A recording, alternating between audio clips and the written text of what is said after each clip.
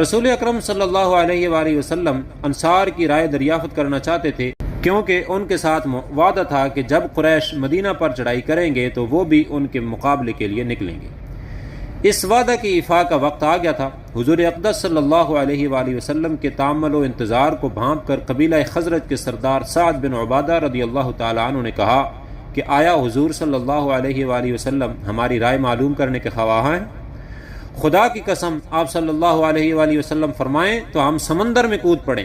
اور ایک اور انصاری حضرت مقداد رضی اللہ تعالیٰ عنہ نے کہا، یا رسول اللہ، ہم موسیٰ علیہ السلام کی قوم کی طرح یہ نہ کہیں گے کہ آپ اور آپ کا خدا جا کر لڑتے پھریں، ہم یہاں بیٹھے ہیں۔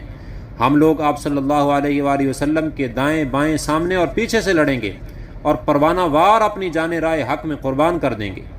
انصار کا یہ عزم اور جوش دیکھ کر رسول اکرم صلی اللہ علیہ وآلہ وسلم کا چہرہ فرط مسرت سے تمتما اٹھا۔